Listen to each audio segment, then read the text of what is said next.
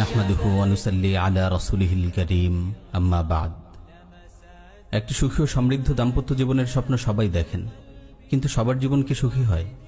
অনেক সময় দাম্পত্য জীবনে নেমে আসে হাজারো দুঃখ, অশান্তি ও হতাশা। এর অন্যতম কারণ দাম্পত্য জীবন সম্পর্কে সঠিক জ্ঞান, প্রস্তুতি ও আয়োজনের অভাব।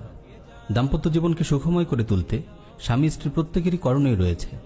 আজ আমরা বন্ধুদের সঙ্গে আলোচনা করব দাম্পত্য জীবনকে সুন্দরভাবে সাজানোর প্রাথমিক একটি মূলনীতি নিয়ে, যা আপনার দাম্পত্য জীবনকে অনেকাংশে নির্মল ও পরিচ্ছন্ন করে তুলবে ইনশাআল্লাহ। প্রিয় বোন, দাম্পত্য জীবনকে সুন্দর, পরিচ্ছন্ন ও সুখময় করে তুলতে অত্যন্ত গুরুত্বপূর্ণ একটি মূলনীতি হল স্বামীর আনুগত্য। আমরা সাধারণত মনে করি স্বামীর আনুগত্য মানে স্বামীর আদেশ পালন করা। আসলে এখানে স্বামীর আনুগত্য কথাটির পরিধি আরও ব্যাপক।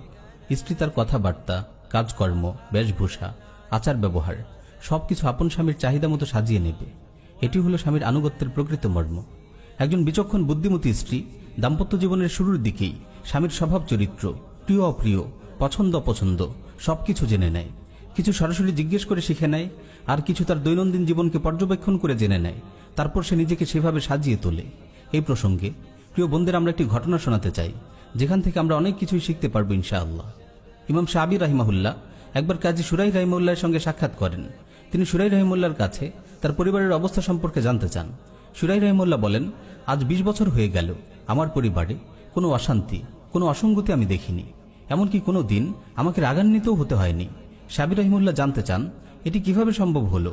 তিনি বলেন, বাসর রাতে যখন আমি আমার স্ত্রীর ঘরে ঢুকলাম, তার অপূর্ব সুন্দর চেহারা দেখে আমি মুগ্ধ হলাম।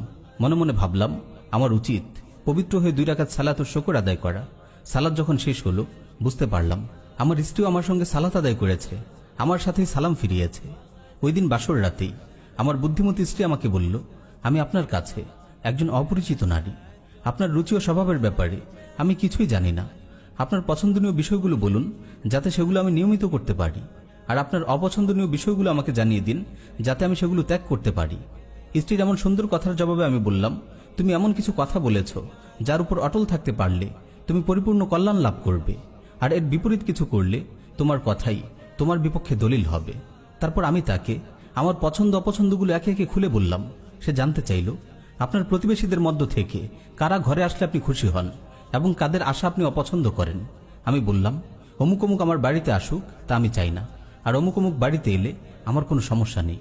আমি আরও বললাম, অমুক অমুক পরিবারের লোকেরা ভালো, সুতরাং তুমি চাইলে তাদেরকে ঘরে আনতে পারো, আর অমুক অমুক পরিবারের লোকগুলো খারাপ, তাদের ঘরে আসার অনুমতি দেওয়া ঠিক হবে না। আমার সব কথা আমার স্ত্রী মনে গেঁথে নিল। আল্লাহর কসম, সে রাত ছিল